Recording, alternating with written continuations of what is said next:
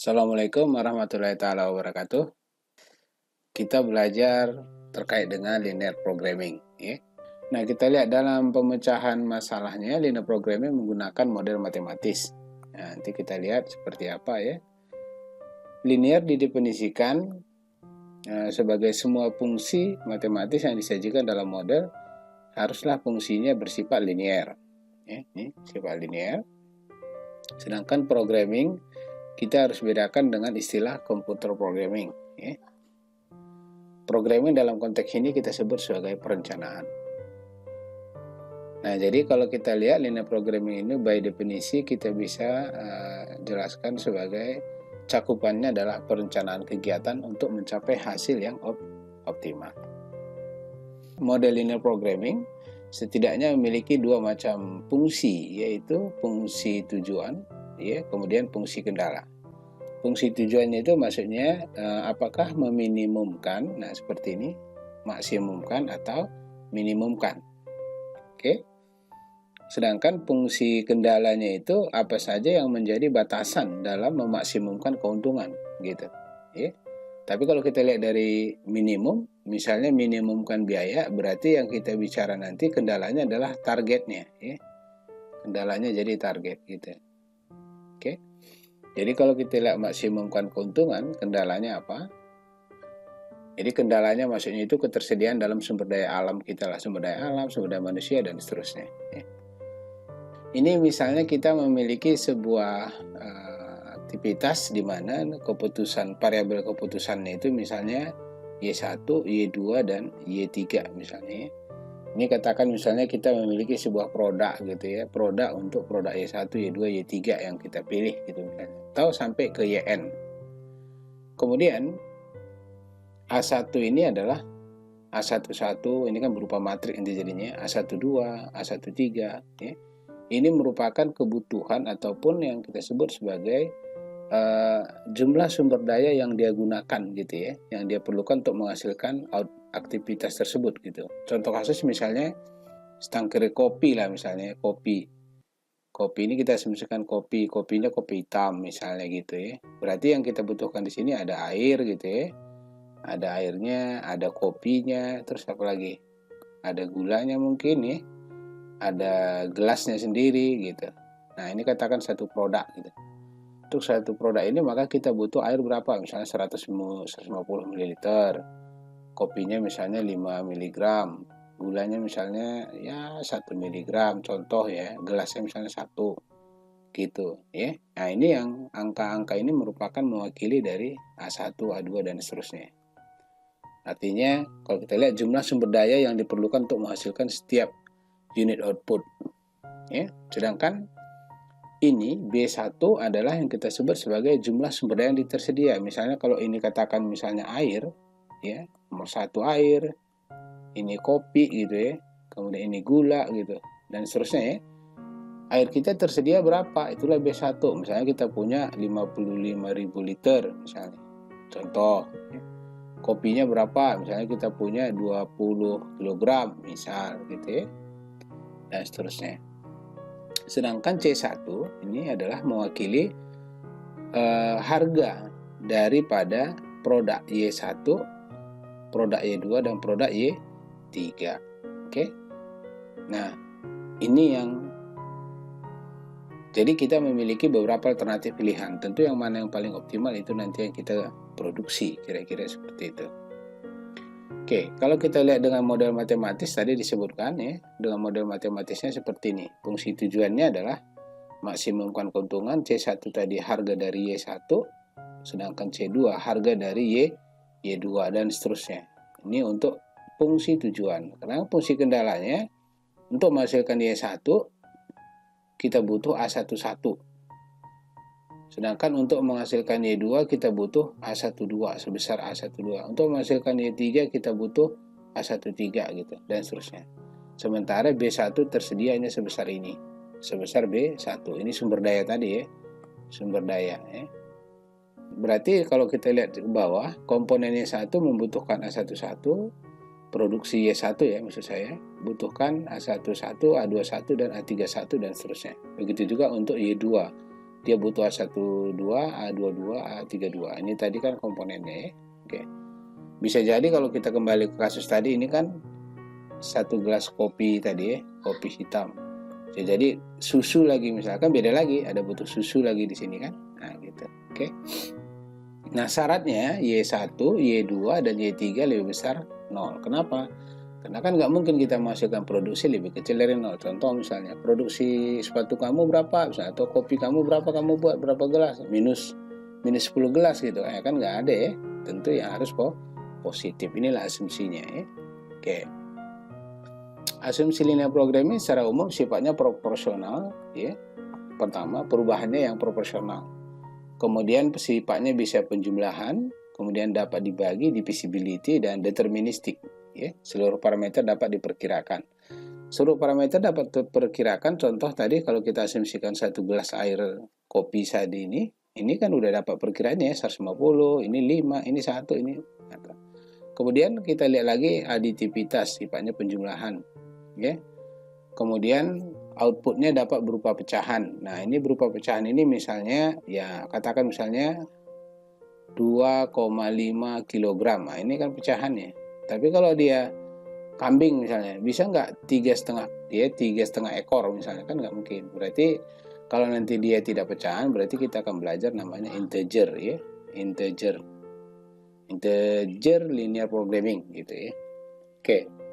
Proporsional itu maksudnya kalau kita lihat contoh, kalau tadi kita butuh 1 gelas kopi adalah 150 ml air, kopi 5 mg, gula 1 mg, kemudian gelas 1 gelas, maka untuk 2 gelas maka kita butuh ya kali 2 semua ini. Berarti 150 ini kali 2 berarti kita butuh 300. Kopinya butuh 10 gitu loh. Itu proporsionalitasnya kalau kita lihat seperti itu. Nah, kan nggak mungkin kita tambah airnya, kopinya nggak ditambah, ya rasa air. Ya. Nah, begitu juga dengan yang lainnya tadi ya, proporsional, aditivitas jelas, divisibilitasnya juga, deterministik dapat diperkirakan, dan decision variable-nya adalah is non negatif. Nah, ini yang pasti ya, nggak boleh negatif. Misalnya kamu produksi berapa? Tadi kau buat kopi negatif 10, negatif 1 gitu kan, nggak ada ya. Pasti dia paling tidak ya tidak berproduksi gitu ya, atau tidak menghasilkan kopi gitu. Nah, kita lihat contoh kasus untuk maximization model. Kasusnya adalah maksimisasi model. Nah, ini kasusnya kita asumsikan. Ini kita harus pasang asumsinya ya. Pertama, katakan misalnya sebuah perusahaan itu ingin menghasilkan produksi karet dan sawit. Nah, di mana karet dan sawit itu harga produknya masing-masing $1. Nah, jadi karet $1 harganya, sawit juga $1. Untuk menghasilkan karet dia butuh, ini contoh ya, urea 3, TSP1, KCl 3. Nah, ini tadi parameter A11 tadi kan, A12, A13 dan seterusnya gitu ya. Sedangkan untuk kelapa sawit dia butuh 2, ureanya TSP2, KCl1. Nah, ini belum tentu benar dari sisi kasus real ya, tapi ini sebagai contoh kasus. Kita bisa buat satuannya miligram atau kilogram ya. Oke, kemudian kalau kita lihat urea sendiri hanya tersedia di perusahaan itu hanya 36, TSP 30, KCl-nya tersedia 30. Oke, pertanyaannya, produk apa yang diproduksi oleh perusahaan tersebut? Apakah karet aja ataukah sawit atau kedua-duanya? Pertanyaannya, dan berapa jumlahnya nanti? Nah, gitu ya. Ini sawit berapa, karet berapa gitu. Tentukanlah berapa keuntungan perusahaan tersebut. Oke. Tahapannya pertama adalah kita tentukan, formulasikan model matematiknya, yaitu menentukan fungsi tujuan, menentukan fungsi kendala, dan menentukan variabel keputusan. Ini variabel ya, rupanya nggak ada. Solusinya, karena dia 2 variabel keputusan hanya Y1 karet dan sawit, berarti kan kita asumsikan Y1, Y2 gitu, hanya 2 ya. Berarti kita bisa menggunakan metode grafis. Oke. Sedangkan kalau nanti udah ada Y3, misalnya entah karet, sawit, kacang hijau gitu ya, itu udah butuh metode simplex. Kenapa kita hanya 2 variabel yang bisa menggunakan grafis? Karena kalau kita lihat metode grafis, nah kalau kita gambarkan, koordinat positifnya kan hanya di koordinat 1 ya. Ya. Jadi di sini Y2, ini Y1 gitu ya. Y1. Ini kan tidak ada kode negatif, positif negatif kan gitu kan. Nah, kalau di sini apa? Ini negatif-negatif, ini negatif positif gitu. Jadi yang kita bisa pakai dua variabel hanyalah menggunakan metode grafis. Kalau 3 variabel kita harus menggunakan metode simplex. Nah, nanti kita belajar di pertemuan berikutnya. Oke, kembali ke fungsi tujuan tadi kita definisikan, maksimumkan. Nah, ini fungsi tujuannya kita lihat P1 maksudnya harga. Ini tadi apa? Sawit karet ya. Kalau kita lihat lagi sini, karet sawit. Berarti Y1 di situ mewakili karet gitu ya. Karet tadi ya. Ya benar. Ini karet. Sedangkan Y2-nya mewakili sawit. Oke. Ini adalah karet sawit. Ini P1, ini harganya, ini harga untuk sawit. Oke. Berikutnya kendalanya ini tadi ada 3 ya. Kalau kita tuh ingat lagi, kendalanya tadi ada 3, urea, TSP, KCl. Ini contoh aja ya. Urea, KSP, KCl. Nah, urea kita asumsikan X1, KSP X2, dan KCl X3. Simbol aja ya. Nah, ini tinggal kita tulis aja sebenarnya matrik yang ada di sini nih. Nah, gitu ya. Kita tuliskan 3 gitu kan. Kita tuliskan ulang 3Y1 tambah 2Y2. Atau kalau kita bawah tadi kan 313 gitu ya. Nah, ini 313 gitu. Itu untuk karet. Jadi karet ini membutuhkan 3 urea, 1 KSP, 3 KCl. Kalau sawit 2 urea, 2 KSP, 1 KCl. Tersediaan yang ada untuk urea adalah 36, KSP 30, KCl 30. Kenapa kita menggunakan lebih kecil sama dengan? Karena dia kasusnya maksimisasi ya. Ini nanti yang kita sebut sebagai primal ya, maksimisasi. Jadi 36 ini karena keterbatasan sumber daya kan nggak mungkin kita buat lebih besar. Karena sumber dayanya cuma 36, kita bisa mengalokasikannya semuanya 36. Lebih kecil sama dengan gitu ya. Jadi ini nanti maksimumkan, ini kasusnya dalam konteks primal ya. Kalau dualnya nanti kita lihat lagi, itu nanti kita belajar di pertemuan berikutnya ya. Nah, syaratnya apa? Y1 dan Y2 lebih besar sama dengan 0. Oke, ini tadi udah jelas ya. Nah, jadi model matematik sudah jelas, fungsi kendalanya sudah jelas. Nah, sekarang kita lihat metode grafik. Nah, metode grafik ini langsung kelihatan jadi, tapi perhatikan mode garis merah. Garis merah itu adalah untuk kendala X1. X1 tadi apa? Ini urea ya. Berarti di situ caranya gimana? Nah, kita hitung aja. Pertama, kita asumsikan untuk semuanya nanti begitu berlaku ya. 3Y1 tambah 2Y2 sama dengan 0. Oke. Kita sama dengan 36, sorry. 36. Nah, kita asumsikan misalnya pertama, bagaimana kalau misalnya Y1 sama dengan 0? Kalau Y1 0, berarti Y2-nya berapa? Y2-nya berarti 36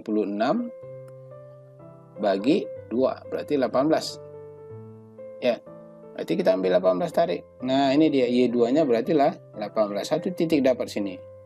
Oke. Nah, kemudian kita asumsikan lagi bagaimana kalau Y2-nya yang 0. Berarti kita tulis 3Y1 tambah 2Y2-nya 0 sama dengan 36. Oke, ini kecil banget tapi nggak apa-apa ya. 36. Oke. Berarti Y1-nya berapa? Y1 sama dengan 36 bagi 3. Sama dengan 12 ya. Oke. 12 berarti Y1 12. Kita tulis ini. 12 kira-kira di sini kan. Karena ini adalah arsirannya kelipatannya 5 ya. Ini kan 5, ini 5 juga, ini 5 juga. Berarti kira-kira di sini. Oke. Nah, setelah itu tarik garis. Nah, itu yang garis merah ini. Oke. Tarik merah, garis merah. Kemudian bagaimana dengan kendala 2? Yang ini, yang hijau ya. Nah, kendala 2 tadi apa? TSP. Ini kalau saya garis ini. Sama aja, ini kita asumsikan Y1 0, maka Y2-nya 15 ya. Y2-nya 15. Berarti kita cari 15. Nah, ini dia 1. Titik 1. Begitu juga untuk Y1. Kita balik lagi. Kalau Y2-nya 0, maka Y1-nya 30. Nah, berarti di sini tarik lagi garisnya yang seperti warna hijau. Begitu juga untuk kendala C3. Clear ya? Sampai situ saya pikir nggak ada masalah. Nah, pertanyaannya, mana yang paling optimal di titik ini? Nah, kalau kita tarik garisnya ini sebenarnya, garis ini sama garis ini. Ini yang disebut sebagai visible area. Oke. Yang tadi awalnya ketika kita menarik garis pertama, mungkin di sini bisa berproduksi di titik ini. Tapi setelah ada kendala 2, maka di sini nggak boleh lagi. Di sini boleh, di sini boleh. Yang penting di area ini, ya. Ini kita sebut sebagai area visible area, ya. Nah, kalau di atas nggak bisa kita, karena kita memiliki kendala batasan yang dibatasi oleh kurva grafik ini, ya. Jadi yang bisa kita berproduksi di sini. Di mana kita paling optimal berproduksi? Apakah titik C, titik D, titik E, atau titik F? Nah, perhatikan. Umumnya yang paling optimum itu berada di titik persinggungan. Berarti di sini kemungkinan ada D sama E. Tapi bagaimanapun kita hitung aja semua. Titik C berapa, D berapa, E berapa, F berapa. Oke? Kita lihat slide berikutnya. Nah, ini satu kasus. Kita lihat C ya. Titik C dulu. Titik C kalau kita hitung, ya Y1-nya berapa? 0. Nah, kita lihat sini, C. Ini kan titik C kan, Y1-nya nggak ada kan? Y2-nya 15, berarti kita tulis seperti ini. Oke, 0, 15. Kita substitusikan ke fungsi tujuan, sini. Karena harganya tadi semuanya 1, ini kan 1 ya. Harga sawit 1, karet 1, berarti ini 0, 15 kali 2, berapanya berapa? Harganya 1, berarti di sini Y-nya 15, berarti jadinya dapat 15. Berarti untuk C sama dengan 15, gitu ya. Kemudian untuk F misalnya di bawah. F kalau kita lihat tadi grafiknya di sini kan. F ini ya, berarti di sini Y2-nya 0, Y1-nya 10. Berarti kita masukkan lagi fungsinya itu, fungsi tujuan. 1 kali Y1-nya. Y1-nya adalah 10 tambah Y2, harganya 1 kali 0. Berarti dapatnya 10. Ini titik apa ini? Titik F. Ini titik C. Nah, titik D sama E. Nah, kita lihat. Titik D di sini kita perhatikan, di situ yang bersinggungan apa? Yaitu yang bersinggungan itu adalah X kendala. Nih, kita tarik ya. Ini kan titik D ya. Ini titik D. Yang bersinggungan itu adalah yang mana? Yang bersinggungan itu garis merah sama garis hijau kan? Kita lihat garis merah itu di kendala 1 ini. Sedangkan yang hijau itu kendala 2 nih. Berarti kita samakan ini. Kita buat misalnya 3Y1 kita akan pakai sistem ya. 2Y2 sama dengan 36. Kemudian 1Y1 tambah 2Y2 gitu ya, sama dengan 30. Nah, kita dapatkan gitu.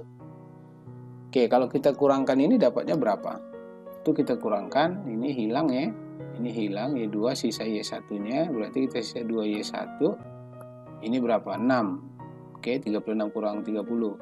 Berarti Y1-nya sama dengan berapa? 3. Berarti Y1 3. Y2-nya berapa? Substitusikan Y1 ke salah satu persamaan ini. Bisa ke sini, bisa juga ke sini. Ya.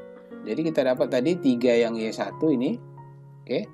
Baru kita dapat Y2-nya berapa? 13,5. Nanti coba cari sendiri ya. Oke. Nah, kita substitusikan. Berarti karena harganya 1 dan P sawit dan kelapa sawit 1 sama karet 1. Berarti ya tinggal 3 kali 1 tambah 13,5 kali 1. Berarti di sini jawabnya berapa? 16,5. Sekarang kita tes lagi yang titik E. Nah, titik E juga sama. Kita cari titiknya dulu. Nih. Titik E di sini kan? Ya, bersinggungan itu adalah garisnya X1. Kemudian titik E ini satu ya, yang biru. X3. Nah, ini. Berarti kita buat persamaannya nih. Kita sederhanakan persamaan X1 dan X3. Nanti kalau kita buat lagi di sini ulang misalnya ya, bisa buat X1 3Y1 tambah 2Y2 sama dengan 36. Kemudian 3Y1. Ini persamaan 1 tadi ya. Ini persamaan 3. Kendala 1, kendala 3 maksud saya. Kemudian 1Y2 sama dengan 30. Nah, sama dengan.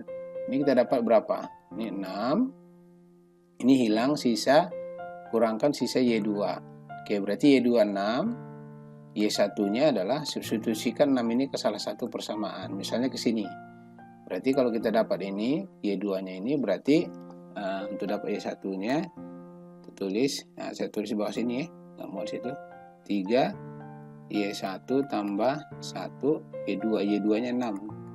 30. Berarti 3Y1 sama dengan 30 ya. 30 tadi 30. Oke, berarti sini kalau kita ini kurang 24 ya. 24. Berarti di sini Y1-nya sama dengan 8. Nah, ini dia. 8 dan 6. Nah, jadi kita hitung. Kita kalikan lagi 8 kali 1 tambah 6 kali 1. Berarti di sini nilainya 14. Berarti yang paling terbesar adalah di titik D. Itulah dia paling maksimum. Oke. Berarti pilihan kita apa? Kita produksi karetnya 3. Ini karet, sawitnya 13,5 gitu ya. Nah, inilah produksi kita. Oke. Nah, sampai sini saya pikir clear ya. Nah, berikutnya kita modelnya berikut adalah minimization ya. Minimisasi saya pikir kalau kita udah paham, kalau belum paham di sini jangan lanjut ke sini dulu, karena kalau udah paham maksimisasi maka minimisasi akan sama aja gitu. Di sini asumsinya kita lihat seorang petani memiliki ternak ya, yang memiliki kebutuhan minimum. Ya, jadi seorang petani ingin meminimumkan biaya makanan ternak. Ya, di mana dia harus menyuplai kebutuhan minimum harian nutrisinya berupa kalsium, protein, dan kalori. Ya. Nah, di dalam 3 unsur ini dia bisa peroleh dari unsur hara X1 di mana kandungan kalsiumnya 1, proteinnya 3, kalorinya 1. Sedangkan di unsur X2 dia bisa peroleh kalsiumnya 1, proteinnya 1, dan kalorinya ada 6. Kebutuhan harian daripada ternaknya itu adalah kalsium minimum 10, proteinnya 15, kalorinya 15. Pertanyaannya ya kenapa nggak diambil dari satu unsur hara X1 saja atau X2? Boleh. Nah, nanti kita lihat mana yang paling murah. Tapi yang menjadi kendala di sini adalah unsur hara dari X1-nya itu harganya $1 per unit. Sedangkan untuk X2 itu $2 per unit. Nah, kalau harganya ini lebih murah, ya kenapa nggak di sini aja kita beli semua? Ya belum tentu gitu ya. Nah, disitulah linear programming itu fungsinya, oke? Nah, kalau di sini kita beli semua kan tinggal kalikan aja gitu. Satu berapa ini dapat? Dapatnya 2, 10, 15, 15 kebutuhannya. Tapi kan X1-nya itu kan kandungan X-nya cuma 1, proteinnya cuma 3 gitu. Jadi kita harus lihat ya, mana yang paling minimum, apakah dikombinasikan X1 dan X2 atau X1 saja atau X2 saja. Nah, prosedurnya sama. Ya, kita cari fungsi tujuannya dulu, berarti minimumkan. Nah, perhatikan minimum membeli untuk X1 harganya $1 dan untuk membeli X2 seharga $2. Fungsi kendalanya ini. Nah, ini tadi adalah kebutuhan minimumnya ya, kebutuhan minimum dari si ternaknya atau sapi lah kita buat ya, ternak ya. Oke. Ini kalsium, protein, dan kalori ya. Oke. Nah, ini tadi yang syarat kebutuhan minimum si ternak. Nah, karena kebutuhan minimum maka tandanya jadi lebih besar sama dengan. Ini dalam kasus minimisasi ini juga kita sebut sebagai model primal. Primal dari kasus minimisasi ya, kasus minimisasi. Oke. Syaratnya juga X1 dan X2 lebih besar dari 0. Kenapa? Ya kan nggak mungkin kita beli negatif sekian gitu ya. Jadi harus positif atau 0 paling tidak. Oke. Sampai sini saya pikir clear ya. Kemudian kita lihat lagi solusinya. Nah, tadi yang saya bilang kalau kita belum paham di maksimisasi balik aja dulu. Nah, perbedaannya kalau dia kasus minimisasi visible area-nya di sebelah ini. Tuh. Ya, sebelah ini. Ini dia. Oke. Sebelah atas bukan sebelah bawah ini. Kalau tadi maksimisasi kan di bawah, ini di atas. Karena ini kebutuhan minimum. Ini kita ambil minimumnya.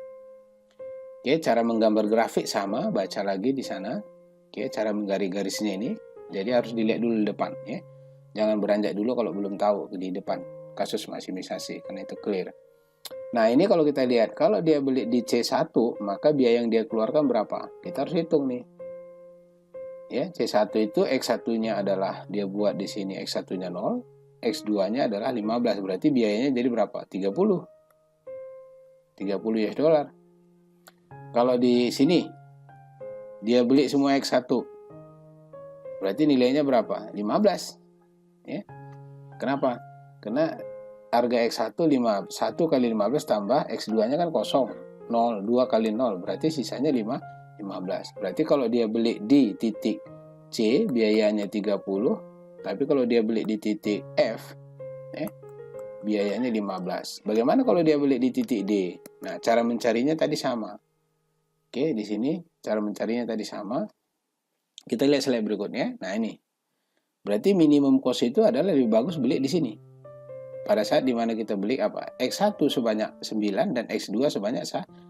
Biayanya cuma 11 dolar. Kalau tidak beli tadi X1 semua ya malah 15. Nah, jadi tadi hipotesis yang pertama kita bilang, kalau harganya lebih murah, kenapa nggak diambil semua? Ya belum tentu lebih murah. Ya, jadi kita harus buat model ini untuk mengetahui mana yang paling minimum.